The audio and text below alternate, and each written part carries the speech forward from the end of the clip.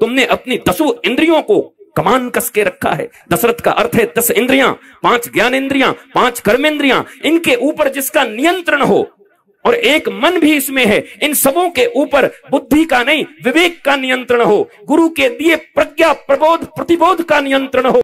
जिसके उत्कृति उपनिषदों फलस्वरूप करने की क्षमता या काबिलियत जिसके भीतर आ गई है, वास्तव में वही अपने जीवन को, जीवन की समस्त समस्याओं को सॉल्व कर सकता है। और ऐसे व्यक्ति के पास कोई आए तो अपनी समस्या को तो सुलझा ही लेते हैं, वो अन्य की समस्या को भी सुलझा लेते हैं। इसलिए जीवन में याद रखो, अब कुमति और सुमति सबके घर में रहते हैं।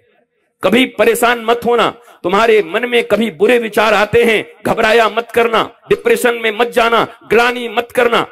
ये शरीर है, ये मानवीय शरीर है, यहां तीनों गुण सबके भीतर में है। तमस गुण भी है, रजस भी है और सात्विक गुण है। पर हम त्रिगुणातीत उस भगवान के भक्त हैं जो तीनों से अतीत हैं। हम में तो तीनों हैं। कभी तामसी गुण बढ़ जाता है, कभी राजसी बढ़ जाता है, कभी सात्विक बढ़ जाता है। ये कफ पित्त वायु की तरह है, बैलेंस गड़बड़ होता रहता है। कफ पित्त वायु गड़बड़ होते हैं तो फिर रोग बढ़ने लगता है। ऐसे ही इनको कौन ऐसा महापुरुष है जो तुम्हारे जीवन में सत्व गुण को धीरे धीरे बढ़ाते बढ़ाते बढ़ाते एक दिन त्रिगुणातीत भगवान के साथ तुम्हारा मिलन करवा देगा। भगवान के साथ मिलन का अर्थ यही है, तुम जिस दिन मुस्कुराना शुरू कर दोगे, कुछ तो लोग कहेंगे, लोगों का काम है कहना, छोड़ो बेकार की बातों में कहीं बीत न जाए रहना। तू कौन है, तेरा नाम है क्या, सीता भी यहां। अब जरा सोचो, जहां अयोध्या में जानकी तक को बदनाम कर दिया जाता है, लंका में नहीं किया गया, अयोध्या में किया गया। लंका में तो केवल एक रावण ने एक व्यक्ति भी जानकी जी के ऊपर कभी बुरी दृष्टि नहीं डाला, एक भी। ये स्वयं जानकी जी कह रही हैं और रामायण कह रहा है। पर अयोध्या जब वापस आ गई तो कानों कान घर घर में उनकी निंदा होने लगी। इसलिए स्थान का भी कोई बहुत बड़ा प्रभाव नहीं है साहब। उसी अयोध्या में राम के घर में मंथरा भी है, वहीं भरत जैसे महात्मा भी हैं। महल तो एक ही है ना, अयोध्या की भूमि है ना। अगर भूमि से ही सब हो जाए तो अयोध्या में मंथरा कहां से आ जाती है। बदल जाए उसको, अभी 1 मिनट जैसे टच करे ऐसे और स्विच दबाए और एकदम प्रकाश हो जाए, तो जो राम के घर में रहे वो भी इतना खूंखार, इतना खतरनाक। अर्थात अयोध्या शरीर की तरह है, कैकई बुद्धि हैं, और कैकई के घर में ही भरत भी हैं और मंथरा भी है, क्योंकि वो कैकई की ही दासी है। यद्यपि वो दासी भी नहीं थी, उनकी बुआ की लड़की थी।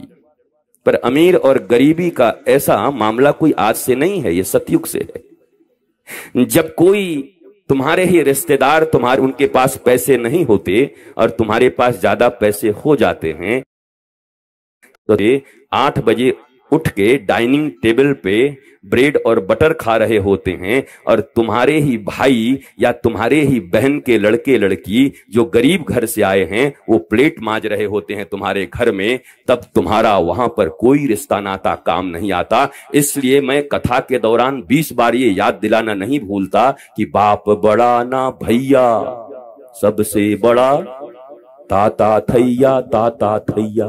ये बीच बीच में बोला करो तो समझ आएगा कि हाँ भाई, अब हमें दुखी नहीं होना है। वास्तव में इस दुनिया का भगवान तो पैसा ही बन के बैठा हुआ है। पर याद रखो, कभी कोई सुदामा भी हुए हैं, अयाचित वृत्ति जिनकी रही है, और श्री कृष्ण ईश्वर होते हुए, भगवान होते हुए भी सुदामा के चरणों में बैठ करके इत्र और गुलेल फुलेल से नहीं, अपने आंसुओं से उनके पांव धोते हैं। क्या था उस सुदामा के पास? कौन सी पद थी, कौन सी पदवी थी, कौन से पैसे थे? बस विद्या था, सा विद्या या विमुक्तये। प्रेम था श्री कृष्ण के प्रति। भारतवर्ष में आज इतनी तकलीफें हैं राम कथा को लेकर, इसका वध क्यों हुआ, इसका वध क्यों हुआ। ये जितने भी लोग हैं ये जातीय संस्कृति में इस भारतवर्ष को बांट करके, भारतवर्ष जो हजार वर्ष, अभी 70-75 साल से आधी अधूरी आजादी, केवल नाम की आजादी, बाकी आजादी तो है नहीं, स्वतंत्रता तो है नहीं। मैंने कल ही कह दिया था, शिक्षा व्यवस्था तुम्हारी अंग्रेजों की दी हुई है, पुलिसिंग व्यवस्था तुम्हारी अंग्रेजों की है। 1861 की पुलिसिंग व्यवस्था में तुम जी रहे हो। तब अंग्रेजों ने भारतीयों के ऊपर अत्याचार करने के लिए एक्ट बनाया था, पुलिसिंग एक्ट। अब कौन से अंग्रेज हमारे ऊपर, अब बदलता क्यों नहीं, भारत के अनुसार क्यों नहीं होता। अब क्यों नहीं राजा विक्रमादित्य के शासन में या राम राज्य में जैसी व्यवस्था थी वो क्यों नहीं हो रही है, क्यों नहीं करते, क्यों नहीं मांग करते, क्यों नहीं डिमांड होता। इसलिए आपको आध्यात्मिक ज्ञान से संपन्न होना ही होगा। ये कोई ऑप्शनल सब्जेक्ट नहीं है, कंपलसरी है, पढ़ना पड़ेगा। और नहीं तो ऐसे ही आओगे और रोते रोते चले जाओगे। कोई माई का लाल इस पृथ्वी पर नहीं है जो धर्म ज्ञान के बिना, आध्यात्म ज्ञान के बिना तुम्हारी जिंदगी में मुस्कुराहट ला सके, आनंद ला सके, आह्लाद ला सके, मस्ती ला सके, नृत्य ला सके, संगीत ला सके। कोई नहीं है। वो तुम्हारा अपना नॉलेज है, नॉलेज। और ये नॉलेज कॉलेज में नहीं मिलेगा। कॉलेज जाया करो, पढ़ा करो, पर मैंने परसों ही कह दिया था, जीविका की विद्या और जीवन की विद्या दो होती है। जब अपने बच्चों का नाम या उनका एडमिशन कराने जाओ तो अपने बच्चे को बता देना कि ये जहां मैं तुम्हारा नाम एडमिशन करवा रहा हूं, ये जीविका की विद्या के लिए है। यहां से तुम ये कमाने सीख जाओगे, हाउ टू अर्न मनी। और उसी समय सदगुरु की शरण में ले जाकर के भी अपने छोटे से बच्चे को, अरे लोग कहते हैं अभी बालक है, थोड़ा बड़ा हो जाएगा तब इसको धर्म कर्म कराएंगे। 5 साल में ध्रुव ने परमात्मा बुला लिया, 5 साल में प्रहलाद ने परमात्मा बुला लिया, 3 साल में मीरा ने श्री कृष्ण बुला लिया। तुम्हारा क्या 70 साल का होगा तब आप बुलवाएगा? वो बुढ़ा कर दोगे अपने बच्चों को। दीक्षा पहले होनी चाहिए, शिक्षा बाद में होनी चाहिए। भारतीय सनातन संस्कृति में पहले दीक्षा थी तब शिक्षा थी।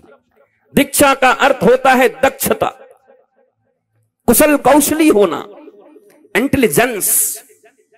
जो भीतर में है वो जागृत हो जाएगा उन महापुरुष की संगति में। चालाकी और चतुराई में बड़ा अंतर होता है। चालाक इन बैड सेंस, चतुराई जो कृष्ण भजे सो चतुर। चतुर वो है जो अपने इस जीवन में 70-80 साल के जीवन में अपने आप को कृष्ण को समर्पित करके कृष्ण की तरह मुस्कुराते हुए, चाहे जितने गम जीवन में आए, लेकिन हरे कृष्ण करते हुए, राम राम करते हुए अपने जीवन में आनंदित होकर लोगों की मदद करता रहे, वही वास्तव में सक्सेसफुल है। हां, एक परिभाषा और बड़ी कठिन है भारतीयों के पास, सक्सेसफुल। सक्सेस नहीं मिल रहा है गुरुजी। सक्सेस क्या होता है? What is the real definition of success? परिभाषा क्या है सक्सेस का? कुछ पैसे, कुछ फ्लैट्स, कुछ मकान, कुछ गहने, कुछ गाड़ियां, अच्छे अच्छे कपड़े, होटल में खाना, ये सक्सेस है? नो, ये कैसा सक्सेस है? इस दुनिया में सक्सेस की एक ही परिभाषा है, एक लाइन की छोटी सी। और तुम भी आज के बाद कोई पूछे तुमसे कि भाई तुम सक्सेसफुल कब बनोगे, कब सक्सेस प्राप्त करोगे, तो उसी की मैंने हरि कथा सुन लिया है, अब मेरे जीवन में आनंद है। ब्लिसफुलनेस ही सक्सेसफुल है। जो ब्लिसफुल है वही सक्सेसफुल है, जो आनंदित है वही सक्सेसफुल है, नोबडी एल्स, और कोई नहीं। सुदामा से बड़ा सक्सेसफुल कौन है बोलो? श्री कृष्ण भी जिनके सामने झुकते हैं और मौज रहती है। और बड़े बड़े महल बनवा दिए भगवान ने पोरबंदर में, पर सुदामा जूती रखने नहीं गए उसमें। तब भी अपनी उसी झोपड़ी में माला लेकर पत्नी और बच्चों को कह दिया कि भैया तुमको चाहिए था तुम मौज करो, अटारी पर घूमो, मैं तो सुदामा हूं, मेरी मस्ती तो इसी झोपड़ी में बैठ करके गोविंद गोविंद करके मुझे आनंद में जीऊंगा। उनको मिला पर उन्होंने स्वीकार नहीं किया, क्योंकि वो पहले से ही मौज में थे। एक व्यक्ति ने गुरु नानक साहब को कहा कि एक चीज पिलाऊं? तो क्या? बोला शराब है। बोला अच्छा, कितनी देर तक रहेगी? कहा वो 6-8 घंटे तक रहेगी। बोला फिर उसके बाद? बोला फिर चढ़ाना पड़ेगा। बोला फिर उसके बाद? बोला फिर तो ऐसा होगा कि 1 साल के बाद फिर 3-3 घंटे हो जाएंगे। फिर तो एक बोतल ढकेल लोगे तो 1 ही घंटा में फिर खत्म हो जाएगा। अब तो ऐसे पीने वाले हो गए हैं कि 10 बोतल ढकेले, नशा ही नहीं रहा है। कह रहे हैं कि सांप कटवा दो कहीं से तो नशा हो जाए। सांप कटवा के नशा कर रहे हैं, बताओ महाराज।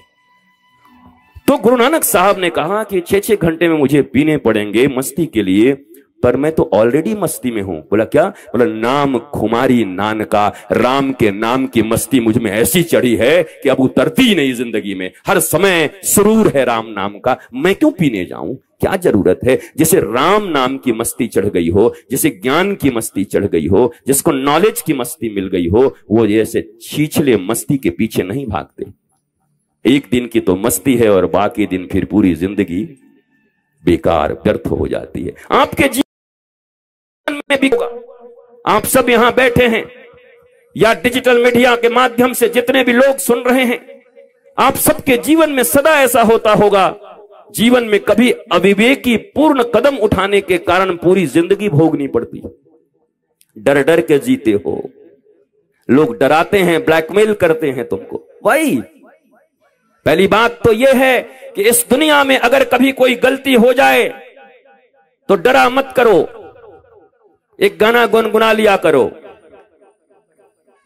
ये धरती है इंसानों की, कुछ और नहीं इंसान है हम, कुछ और नहीं इंसान है हम। आखिर हमने क्या देख लिया, क्या बात है, क्यों हैरान है हम। जिनने आए हो उनके गुरुजी का नाम क्या था? एक वशिष्ठ जी और एक विश्वामित्र जी। विश्वामित्र जी का रिकॉर्ड तो बहुत अच्छा नहीं है, कैरेक्टर पे दाग लगा हुआ है। अगर आज मीडिया का युग होता तो विश्वामित्र जी को जवाब देते देते उनकी जिंदगी खराब हो जाती। रोज चैनल लेके मुंह में घुसा देते, बताइए आपका मेनका के साथ क्या हुआ था। विश्वामित्र जी इधर उधर चलते, यार कहां से इतनी मीडिया आ गई समझ नहीं आता। किसी ने भगवान राम से पूछा कि प्रभु आप तो मर्यादा पुरुषोत्तम हो, श्री कृष्ण तो लीला अवतार में आए थे, उन्होंने तो बहुत कुछ इधर उधर सिखाया, आप तो मर्यादा पुरुषोत्तम हो, आपको और कोई मिला नहीं गुरु बनाने को? अरे हिस्ट्री चेक करवा लेते, आपकी आईबी इतनी तेज है, सारा चीज आपके पास है, एक बार चेक करवा लेते। वो विश्वामित्र अपने जीवन में तपस्या करते थे, मेनका आई, उनका आकर्षण हुआ, मिलन हुआ, शकुंतला नाम की पुत्री का जन्म हुआ, शकुंतला और दुष्यंत का विवाह हुआ। इन दोनों से जो संतान जन्म लिया उसका नाम भरत, और एक कारण तो यह भी है कि इस देश का नाम है भारत। पर तुम्हारे कानून की दृष्टि से तो बच्चा नाजायज है, जायज नहीं है। इस पांडाल में बैठे सभी लोगों से धर्म के चश्मे और अपने संतों को तुमने जो शीशे के आवरण में बिठा रखे हैं, कोई भी आता और कहता है कि एक पत्थर मार दूंगा, और संत भी डरता चलता है, और तुम्हारी भी आस्था रोज बनती और बिगड़ती रहती है। ऐसे बचेगा भारत में धर्म, ऐसे बचेगी संस्कृति तुम्हारी। विश्वामित्र के जीवन में कांड हुआ, फिसल गए, लेकिन जैसे ही होश आया, मुझे ये क्या हो गया, मैं तो भगवान के भजन के लिए आया था। फिर उन्होंने भजन प्रारंभ किया, फिर इंद्र ने भेजा रंभा, पहले मेनका भेजा था, अब रंभा भेजा, और अब जब आए तो विश्वामित्र जी ने कहा, मेरा नाम विश्वामित्र है, मैं अपने जीवन में एक गलती एक ही बार करता हूं, दोबारा कभी नहीं, और उसको पत्थर को बना दिया। भगवान राम से किसी ने पूछा क्यों बना लिया विश्वामित्र को गुरु? भगवान राम ने कहा मैं दुनिया में देवता नहीं खोज रहा हूं, मैं तो ऐसे इंसान को खोज रहा हूं जो जीवन में एक गलती एक ही बार करे, दोबारा वो न करे, उसको भक्त नहीं अपना गुरु बनाने को मैं राजी होता हूं, इसलिए मैंने विश्वामित्र को अपना गुरु बनाया। और तुम छोटी छोटी बातों पर ब्लैकमेल हो जाते हो। ये आज के यूथ की एक बहुत बड़ी समस्या है। मेरे प्यारे बेटे बेटियों, घबराना मत, डरना मत। जीवन में कभी भी अगर आ जाए, ऐसी कोई परिस्थिति आ जाए, तो डट कर मुकाबला करना और याद करना विश्वामित्र जी को और याद करना राम जी को कि मेरे जीवन में अगर कोई भूल अज्ञानता बस मुझसे हो गई है तो अब गुरु के ज्ञान से आगे ऐसा कोई भूल मुझसे नहीं होगा, और भगवान मुझे अपना भक्त तो क्या गुरु बनाने पे भी राजी हो सकते हैं। मैं उस देश का निवासी हूं, मैं उस धर्म का मानने वाला हूं। ये भाव तुम्हारे भीतर में होना चाहिए, तो ये आत्महत्याएं रुक जाएंगी।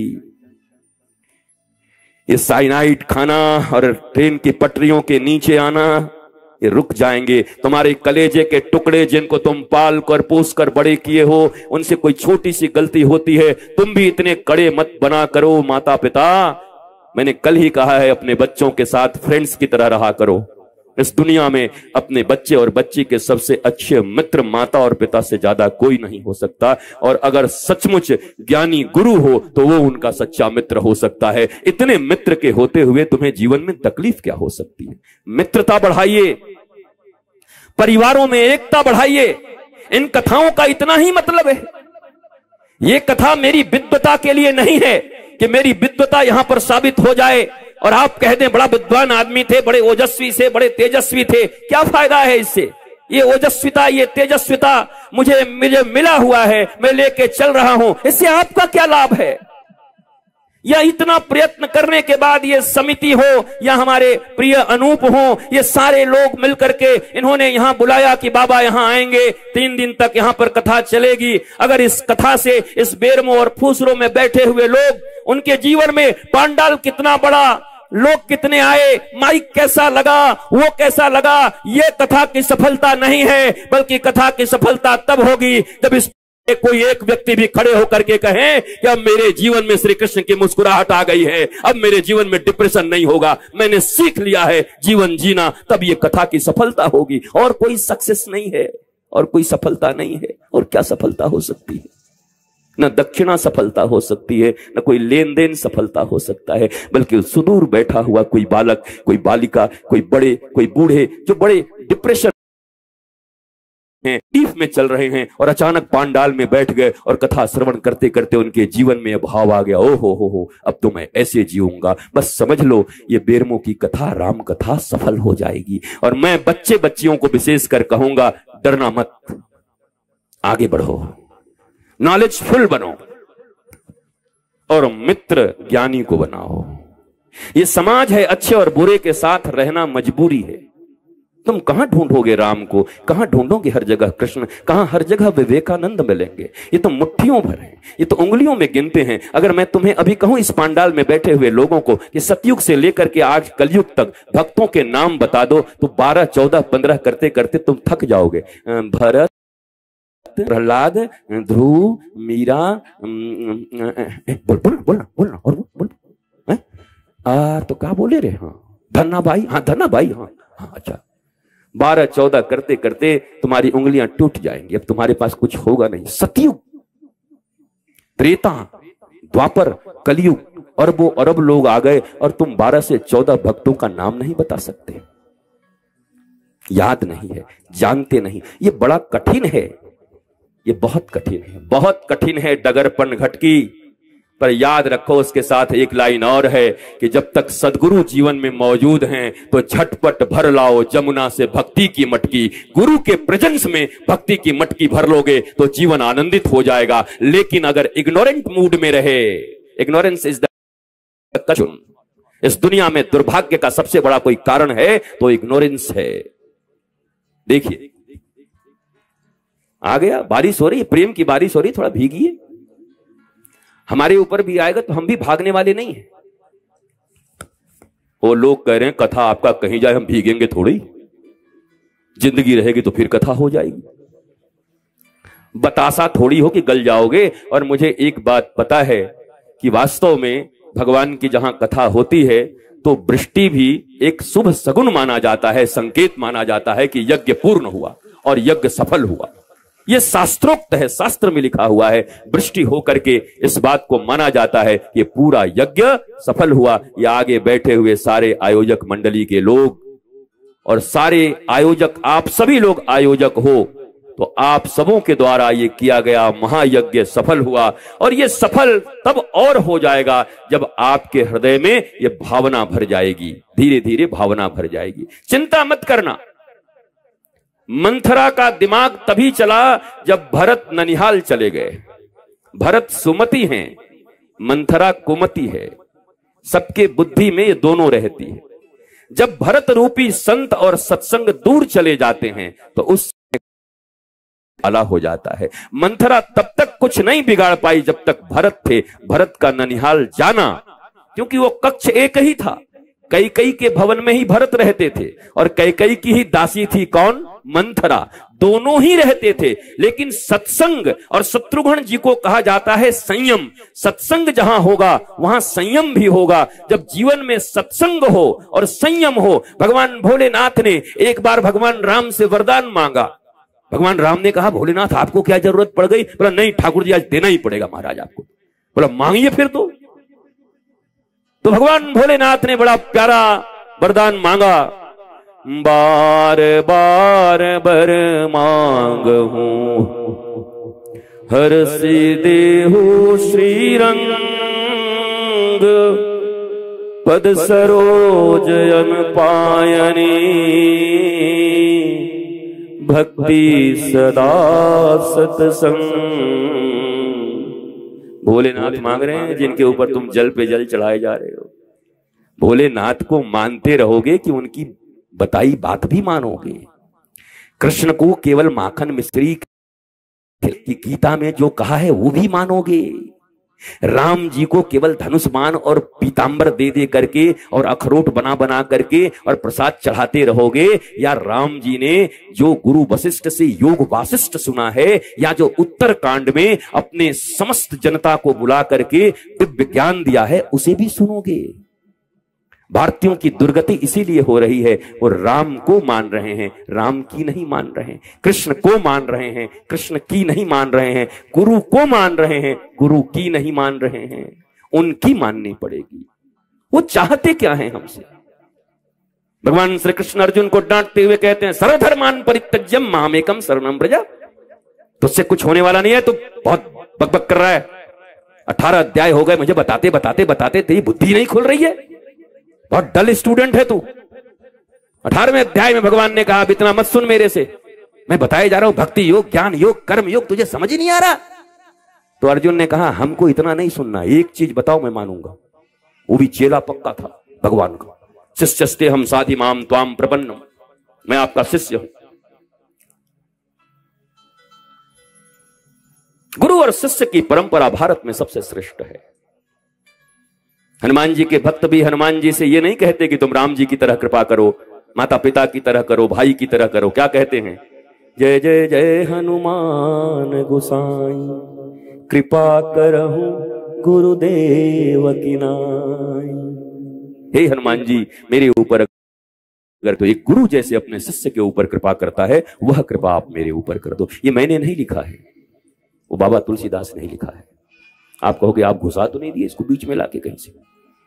प्रारंभ भी तो होता है हनुमान चालीसा, नाम है हनुमान चालीसा। प्रारंभ श्री गुरु चरण सरोज रज निज मन मुकुर सुधार वरनौ रघुबर विमल जसु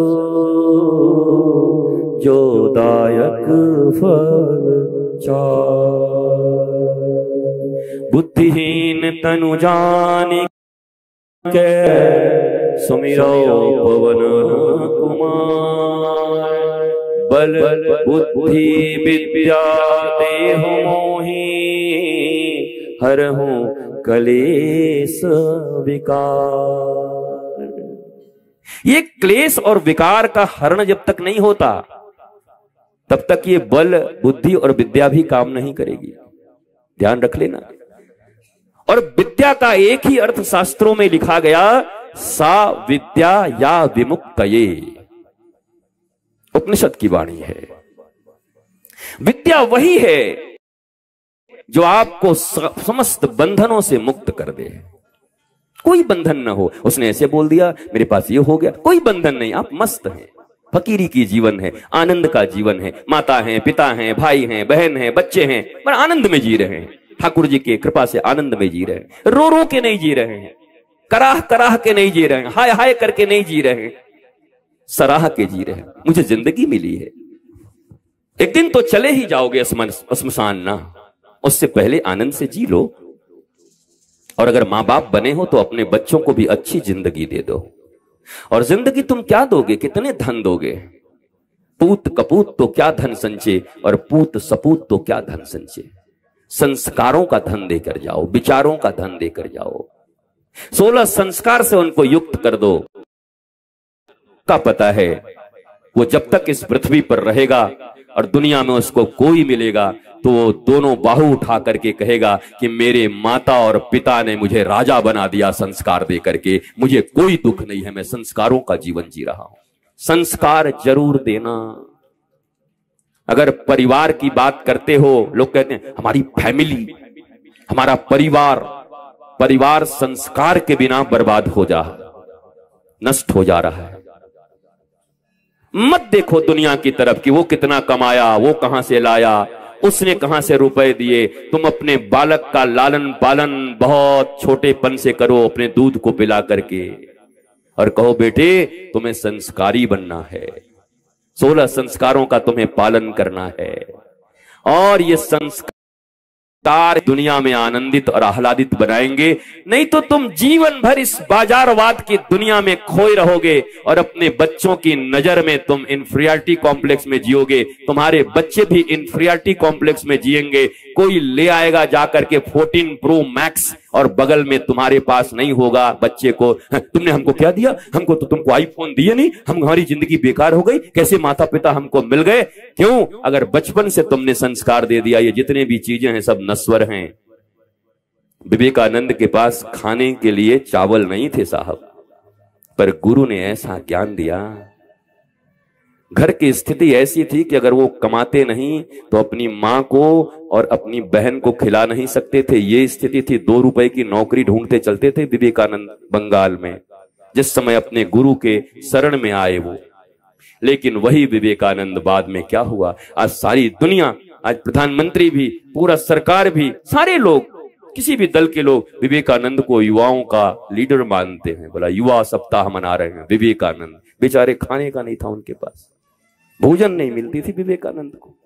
बंगाल में पागल गुरु का पागल चेला बोलते थे लोग उनको। बोला गुरु भी इसका पागल, 5वीं क्लास फेल, और चेला भी पागल, दोनों पागल। परंतु जब वापस आ गए वहां से, अपने गुरु के दिए ज्ञान से पूरी दुनिया में धर्म की ध्वजा को फैला दिया, तो पूरे बगल कहा करते थे। शिकागो से लौट करके आए तो बोला आमार विवेकानंदो, आमार विवेकानंदो। उसके पहले पागल बोलते थे, पागल। पर जब वहां से लौट कर आए तो विवेकानंद भारतीयों के लिए यूथ आइकन बन गए। तो ज्ञान प्रमुख है। मैं बार बार कह रहा हूं, फिर से आपसे कह रहा हूं, न धन न दौलत ये जरूरी नहीं है, ऐसा नहीं कहता। और मैंने कल भी कहा है, नारायण तुम्हारे साथ हैं तो लक्ष्मी भी रहेंगी, और बिना नारायण की लक्ष्मी रहेंगी तो अपना वाहन छोड़ जाएंगी, उल्लू बना के चली जाएंगी तुमको। उनका वाहन उल्लू है ना, तो लक्ष्मी तो आएगी, वो चंचला है, फिर नारायण के पास चली जाएगी और तुम लक्ष्मी वाहन होके घूमते रहोगे सड़क पर इधर से उधर। उल्लुओं की तरह बुद्धि हो जाएगी, लोग तुमको दिखाई नहीं पड़ेंगे धन के गौरव में, मदांध हो जाओगे, अहंकारी बन जाओगे, किसी की तरफ देखोगे नहीं। क्या करोगे ऐसे धन को? भगवान की जो रामचरितमानस है, राम कथा है, राष्ट्र के लिए, परिवार के लिए कोई भी एक ऐसा रिश्ता नहीं है जिस रिश्ते का व्याख्यान यहां पर न दिया गया।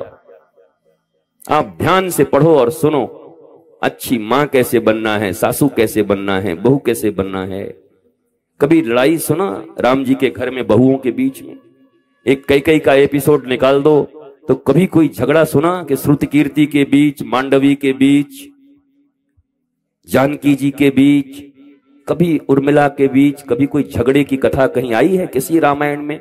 सतकोटि अपारा कहीं देखा है आपने? नहीं देखा होगा, क्योंकि सब धर्म परायण है। वो जनक की बेटी है, विदेह की बेटी है, देह से ऊपर भी आत्मा को मानने वाले राजा जनक, उनकी बेटी है वो। जहां देह की बहुत महिमा नहीं है, जहां आत्मा की महिमा है। मैं कौन, इस बात की महिमा है। इसलिए एक वैदेही, वो चारों बेटियां एक ही घर से आई हैं। जनक जी 2 भाई हैं, तो एक तो जनक जी, सीता जी, और बाकी सब दोनों भाइयों की बेटियां यहां पर आई हैं, पर विदेह राज की बेटियां हैं। देह के कारण जो जीवन में जीते हैं, झगड़े वहां होते हैं। मेरा नाम ये, मैं ये हूं। असुसु रमनते इति असुर। देखो, मैं आज भी बहुत तेज तेज बोलता, पर आपके विधायक जी ने कल आके मुझे धमका दिया रात में कि जब इतना बढ़िया हम माइक दिए हैं तो इतना चिल्ला क्यों रहे हो भाई। हम बहुत धीरे धीरे बोल रहे हैं कि चलो हमको क्या है, और बढ़िया, और धीरे धीरे बोल रहे हैं। नहीं तो हमारी तो फिर वही राजधानी एक्सप्रेस है। और आज जानबूझ के माइक भी खराब करवा दिया है कि बाबा ज्यादा बोल ना पाए, जल्दी निकल जाए यहां से।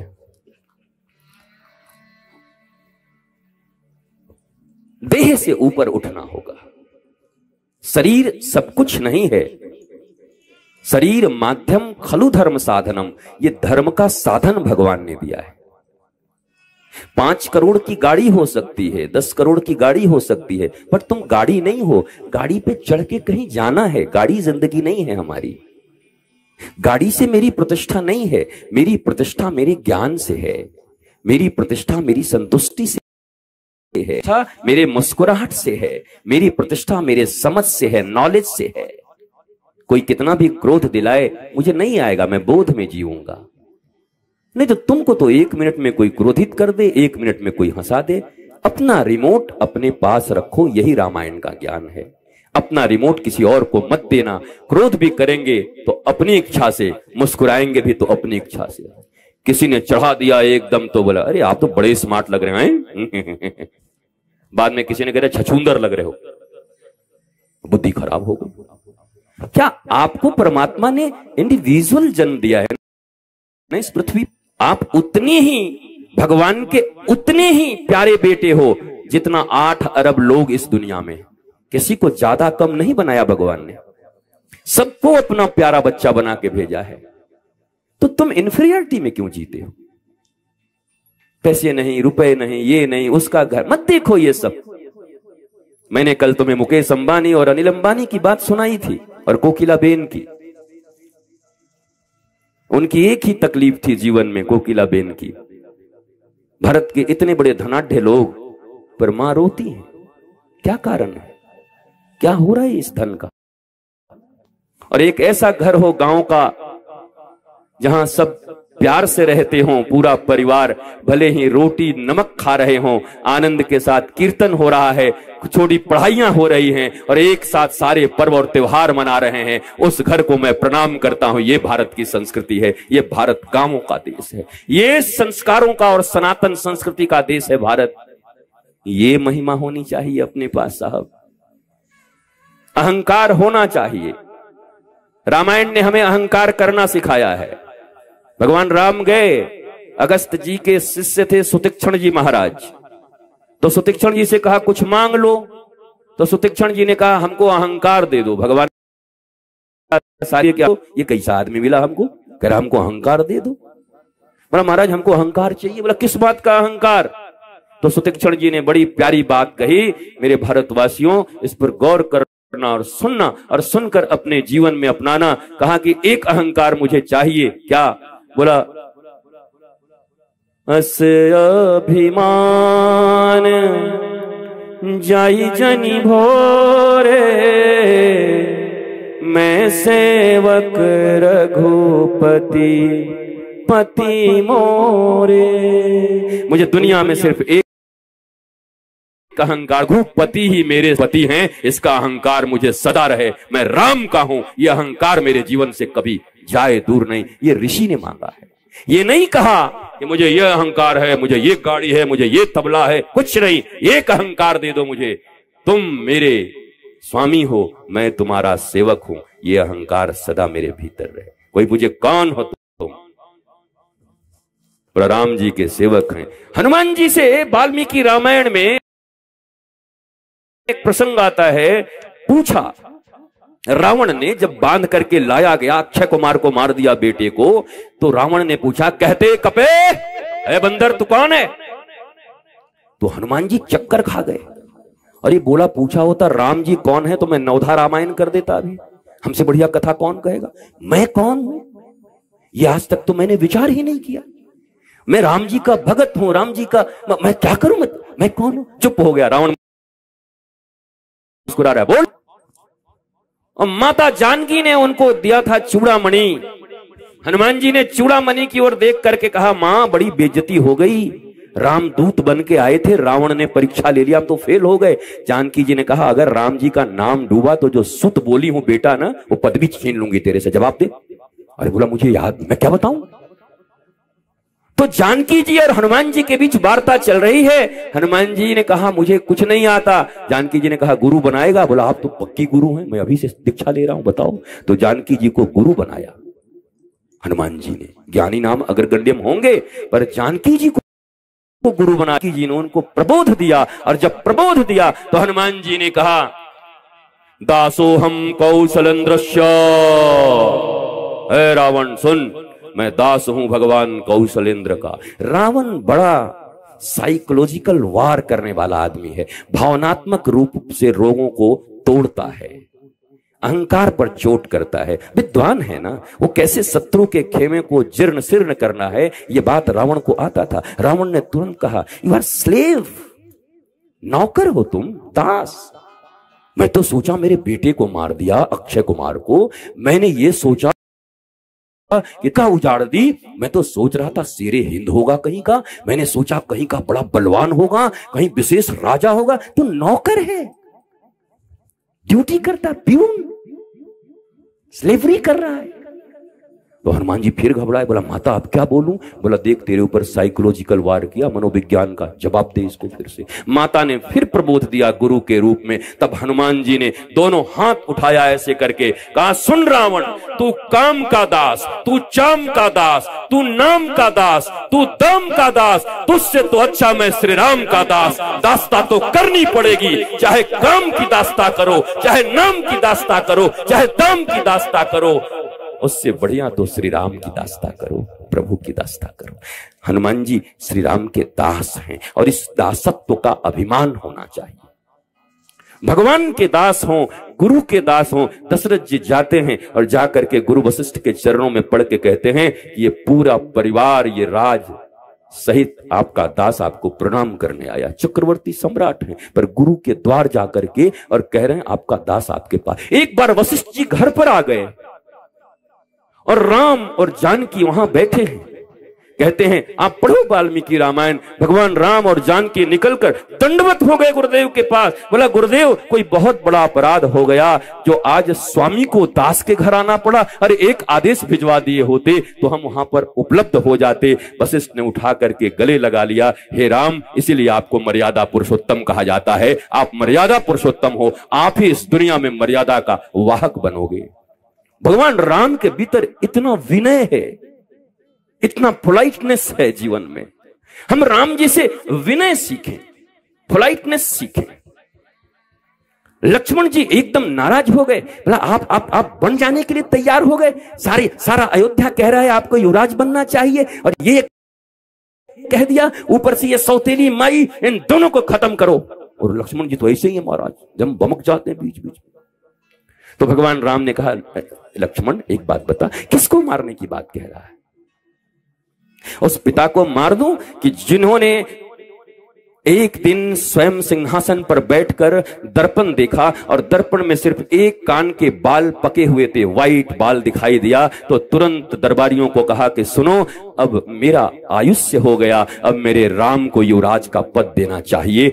ऐसे पिता को तुम मारने को कहते हो? तुम उस मां को मारने के लिए कहते हो। जब मैं रात में रुदन करता था तो हमारी कौशल्या मां जाकर के और कैकेयी की गोद में दे जाती थी कि देखो तुम्हारा ही सपना देख करके रो रहा है और हमारा तो है नहीं, तुम्हारा ही, तुम्हें दूध पिलाओ। और मैं कौशल्या नहीं, कैकेयी माता का दूध पी के बड़ा हुआ हूं। तुम उस भरत को मारने के लिए कह रहे हो, जिस भरत के द्वार पर पाप भी एक बार आती है तो पाप प्रणाम करके चला जाता है कि तो पाप भी नहीं छू सकता। तुम किसको मारने की बात करते हो लक्ष्मण? बताओ किसको मारूं? भगवान राम इतने विनयशील हैं, इतना संकोच है साहिब के पास। भगवान राम से क्या नहीं सीखा जा सकता? भगवान भरत से क्या नहीं सीख सकते? भगवान भरत से क्या नहीं सीख सकते? शत्रुघ्न जी को देखो कैसे मशीन की तरह भगवान राम वनवास में हैं, लखनलाल उनके साथ हैं, भरत जी स्वयं नंदीग्राम में गड्ढे खोद करके पड़े हुए हैं और पूरा शासन व्यवस्था अकेले शत्रुघ्न जी ने संभाला है।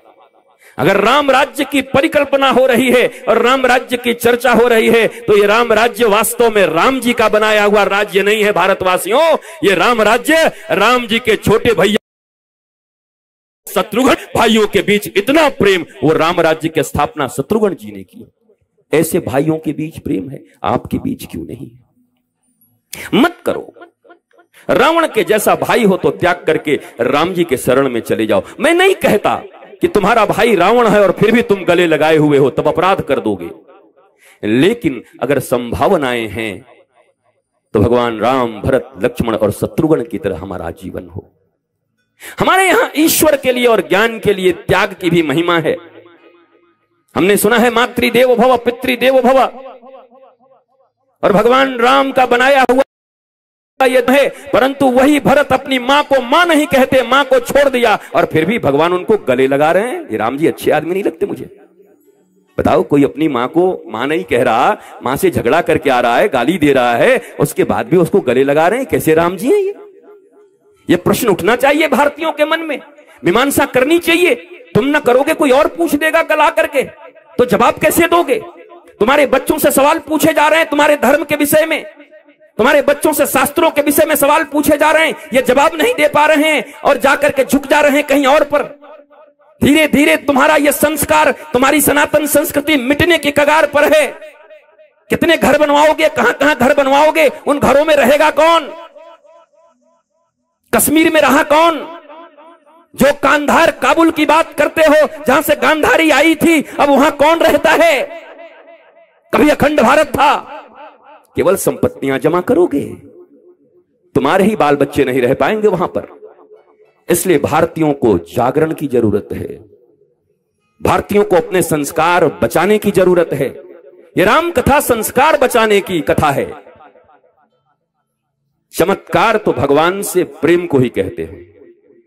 जिसका भगवान से प्यार हो गया, समझ लो इसके जीवन में तुरंत ही चमत्कार हो गया। अगर सच्चा प्यार हो जाए तो वही चमत्कार है, और किसी चमत्कार की अलग से जरूरत नहीं है। अरे कोई उठा करके मिट्टी से किशमिश बना दे, किशमिश को काजू बना दे, कोई अमरूद को केला को अगर कोई सेब बना दे, ये कोई क्या केला बाजार में नहीं मिलता, अमरूद नहीं मिलता, सेब नहीं मिलता, बनाने की क्या जरूरत है?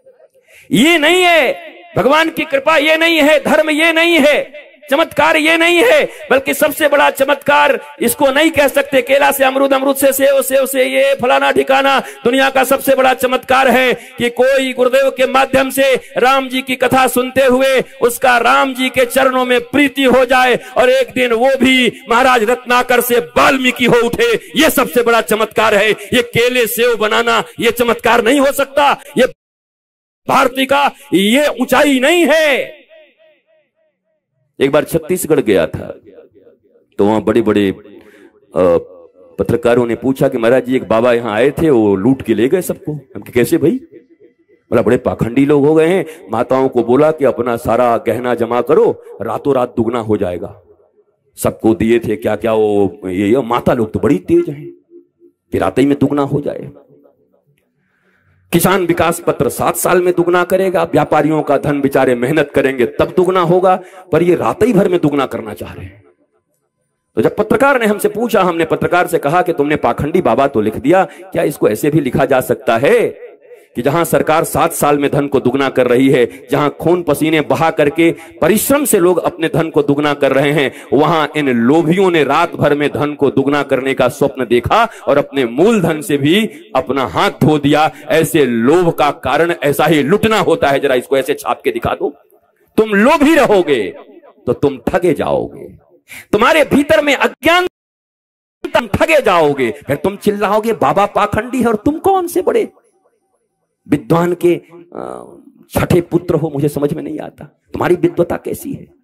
पैसा मिल जाए, धन मिल जाए, रुपया मिल जाए, रातों रात दुगना हो जाए, ऐसे कर दें तो ऐसे ठीक हो जाए, वो कर दें तो वैसे ठीक हो जाए। अरे भगवान राम के भाई को शक्ति बाण लगी और स्वयं राम मनुष्य के रूप में इस पृथ्वी पर आए हैं, जिनके इशारे मात्र से, भ्रिकुटी मात्र से ये पूरा सृष्टि चलता है। उनके भाई को बाण लगा, वो बीमार पड़े तो राम अपने गोद में बिठा करके रो रहे हैं, हाय मेरा से जिंदा रहेगा, अब क्या करूं, हे हनुमान कुछ करो। तो हनुमान जी बुला करके रावण का वैद्य लेकर के आए, डॉक्टर। राम जी को डॉक्टर की क्या जरूरत है। खामोश, बोलो। राम जी हैं भाई, भगवान अपना भाई, वो तो ऐसे करें, ओम ऐं ह्रीं क्लीं चामुंडाई भिक्षाई नमः, वो भी बोलने की जरूरत है भगवान। बिनु हरि कृपा तृण न डोलई। जवाब दो चमत्कारों के पीछे भागने वाले, जवाब दो भारतीयों। जिन राम की कथा में राम ही मनुष्य के रूप में आकर के ऐसा आदर्श प्रस्तुत कर रहे हैं कि मानवीय जीवन में मानवीय तरीके से ही समस्याओं का समाधान, कर्म के माध्यम से ही समाधान हो सकता है। तुम किस चमत्कार की बात करते हो। चमत्कार राम जी के चरणों में प्रेम है, उनका दिया हुआ ज्ञान है, नॉलेज है। वो जैसे चले वैसे चलोगे तो जीवन में चमत्कार होगा, नहीं तो ये चमत्कार हमारे सारे रोजगार छीन लेंगे एक दिन। हाय हाय करते घूमोगे, इतना जल्दी कुछ नहीं होता। डॉक्टर आता है, अच्छा डॉक्टर भी कितना अच्छा है, देखो शत्रु का डॉक्टर है, लेकिन डॉक्टर का धर्म होता है। एमबीबीएस किए हुए लोग यहां बैठे होंगे तो उनको एक ओथ दिलाई जाती है, वो हमें बताएंगे नहीं, पर उनको भी पता है क्या ओथ दिलाई जाती है उनको। आप चिकित्सक होके जा रहे हो, आपको न जाति देखना है, न मजहब देखना है, न अमीर देखना है, न गरीब देखना है। मरते हुए व्यक्ति को बचाना आपका धर्म है, यह शपथ लिया जाता है। का डॉक्टर भी इस शपथ का पालन कर रहा है। शत्रु का भाई बीमार है, लेकिन वो कह रहे भाई अब क्या होगा। डॉक्टर तो आ गया, बोला दवाई चाहिए, और वो भी रेमेडी शिविर चाहिए, और 3 घंटे के भीतर चाहिए, नहीं तो मर जाएगा। रेमेडी शिविर मतलब भैया चाहिए वो संजीवनी बूटी, और वो भी सूर्योदय के पहले चाहिए। तो कहे अब तो काम खत्म। अब ने कहा आशीर्वाद दीजिए। हम आप थोड़ी हैं, आप पुल बांध के जाते हैं, हम तो उड़ जाते हैं। आप आशीर्वाद दो। जिमी अमोघ रघुपति कर बाना, ए ही भांति चले हनुमाना। आप हाथ रख दो, काम बन जाएगा। जब राम जी और हनुमान जी का पहला मिलन हुआ ना, तो दोनों के प्रणाम की बातचीत चली, तो उन्होंने कहा भैया आप कैसे, तुम विप्र हो ही नहीं सकते। क्यों? बोला तुम हमारे चरण में झुक रहे हो। तो हनुमान जी ने कहा तुम भी तब क्षत्रिय नहीं हो। क्यों? बोला तुम भी अगर चरण में विप्र देख करके नहीं झुके, अगर मैं नकली विप्र हूं तो तुम भी नकली क्षत्रिय। महाराज तुम भी भगवान हो, मैं तुमको पहचान गया हूं। राम जी का हमारा तो भेद खुल गया महाराज, हम तो बहुत कुछ ही बन के आए थे। तो राम जी कंधे पर बैठ गए, लक्ष्मण जी कंधे पर बैठ गए। राम जी ने कहा, लक्ष्मण जी ने कहा भाई देखो विमान तो तुम बन गए हो, लेकिन थोड़ा डर भी लग रहा है कहीं गिरा उड़ा दो तब। महाराज बोला प्रभु ऐसा करिए, माथा दोनों ऐसे पकड़ लीजिए, मेरे मस्तक पर हाथ रख दीजिए। रख दिया। बोला अब ये विमान गिरने वाली नहीं है। क्यों? बोला अरे जिसके सर पर रघुनाथ का हाथ वो गिरेगा, अब तो वो उड़ेगा और गंतव्य की ओर पहुंचाएगा। आपने हाथ रख दिया, अब आपको हम पहुंचा देंगे, आपकी कृपा से पहुंचा देंगे। हनुमान जी ने कभी नहीं कहा कि मैं बलवान हूं। आपने देखा होगा उस किष्किंधा कांड में, अरण्य कांड में, जब जामवन जी ने कहा पवन तनना काच प्रसाद रहे हनुमाना, हनुमान जी फिर भी बेर खा रहे, हम तो गरीब हैं, हमको कुछ नहीं आता है। कितना कितना बुद्धि बल विवेक विज्ञाना, बड़ी बड़ी बड़ाई कर रहे हैं, पिताजी का नाम ले रहे हैं, हनुमान जी चुप हैं। पर जैसे ही ओ जामवन जी ने कहा ये अहंकारी नहीं है, नहीं उठेंगे। बस एक बात कही, अरे राम काज लगी तब अवतारा। ए हनुमान जी, आपका अवतार ही राम काज के लिए हुआ है। तो तुरत भयऊ पर्वताकारा। जैसे ही राम जी का नाम सुना, पर्वताकार होकर के हनुमान जी खड़े हो गए। बोला हाँ, अब आप लाइन पे आए। नहीं तो बड़े बड़े दुनिया में लोग हैं महाराजा। अरे भैया आप तो समझ लीजिए दुनिया के सबसे बड़े जितने चमचे लोग हैं बड़े खतरनाक होते हैं। बेलचे जो हैं बड़े खतरनाक होते हैं। ये ऐसा दिन में रात दिखा देंगे और रात में दिन दिखा देंगे। 2004 ईस्वी में इतना फील गुड कराया कि वाजपेयी जी चले गए। रातों रात फील गुड चारों तरफ बैड फील हो गया अचानक। ये कुछ भी कोई कर सकते हैं दुनिया में। इसलिए भैया प्रज्ञा से निर्णय लेना, जीवन में प्रबोध से लेना, गुरु के प्रबोध से लेना। यहां सब कुर्सी का चक्कर है। कुर्सी पर हो तो सब हैं, उसके बाद तुम ढूंढते फिरोगे उन लोगों को कि आजकल आप आ नहीं रहे। ऐसा है कि हमारा तबादला हो गया है, कोई नहीं आएगा, बड़ी मुश्किल हो जाए, कैंसर हो गया है, मतलब जान छुड़ाएं इससे, कहां इसके पीछे चले। इसलिए मैंने सदा कहा है इस दुनिया में सब कुछ भूतपूर्व हो सकता है, पर आज तक कभी कोई मीरा को, हनुमान जी को, प्रहलाद को और ध्रुव को भूतपूर्व नहीं कहा। भक्त सदा अभूतपूर्व होता है, इसलिए पढ़नी है तो भक्ति करो, कभी भूतपूर्व नहीं बनोगे। बाकी सब भूतपूर्व हो जाएगा, आज नहीं तो कल होना ही, सबको होना है। पर एक चीज ऐसी है, राम की दास्ता हनुमान जी की तरह। मैं आपका हूं, आप मेरे हैं। राम जी की कृपा से सब काम करते हैं, अहंकार नहीं होता। जब जब ठाकुर जी कहते हैं हनुमान जी आपने तो बड़ा बड़ा काम, हनुमान जी चरण पकड़ के रोने लगते हैं। ठाकुर जी हमारी नौकरी खत्म हो रही है क्या? लग रहा है जाने का समय आ गया। क्यों? बोला आप बड़ाई कर रहे हो मेरी, जबकि आपको पता है कि आपकी कृपा से मैं करता हूं।